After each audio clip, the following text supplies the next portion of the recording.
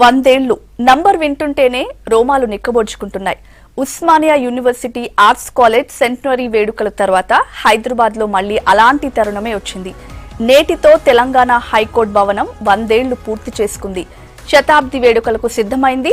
Centenary సెరమనీకి తాత్కాలిక ప్రధాన న్యాయమూర్తి జస్టిస్ రాఘవేంద్ర సింగ్ చౌహాన్ ఆధ్వర్యంలో ఏర్పాట్లన్నీ పూర్తయ్యాయి.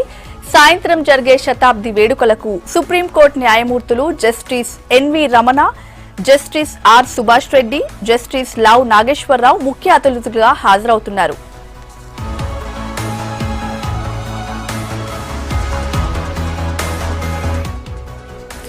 హైకోర్టు భవనానికి 100 ఏళ్లు పూర్తి అవడంపై తెలంగాణ లాయర్లు సంతోషం వ్యక్తం చేస్తున్నారు. రాష్ట్రంలోని అరుదైన భవనాల్లో హైకోర్టు ఒకటి అని చెప్తున్నారు. 100 ఏళ్లైనా ఇంకా భవనం చెక్కు చెదరలేదంటే అది కేవలం నిజాం కాలం పాటించిన నిర్మాణ విలువలే అంటున్నారు. ఇక హైకోర్టు శతాబ్ది ఉత్సవాల వేళ న్యాయవాదులంతా ఆనందం వ్యక్తం చేస్తున్నారు.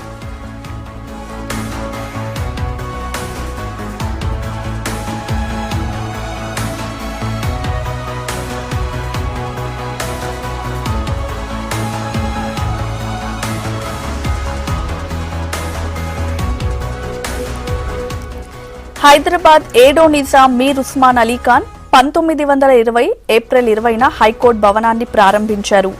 జైపూర్ కు చెందిన engineer, architect Shankar Lal high court నమూనాను తయారు చేస్తే హైదరాబాద్ ఇంజనీర్ మెహర్ అలీ ఫజల్ నిర్వహణ బాధ్యతలు చూశారు. మొత్తం 18,22,000 అంచనా వ్యయంతో హైకోర్టు భవన నిర్మాణ కాంట్రాక్ట్ ను దక్కించుకున్న నవరతన్ దాస్ ఇండో ఇస్లామిక్ సంప్రదాయ రీతిలో హైకోర్టును నిర్మించారు. 1915 ఏప్రిల్ 15న ప్రారంభమైన ఈ భవన నిర్మాణం 1919 మార్చి 31 నాటికి పూర్తయింది. కానీ 1920 ఏప్రిల్ 20న అధికారికంగా హైకోర్టును ప్రారంభించారు. హైదరాబాద్ చారిత్రక సంపదకు, నిజాం కాలం నాటి అద్భుత నిర్మాణ కౌశలానికి ఈ భవనం అద్దం పడుతోంది.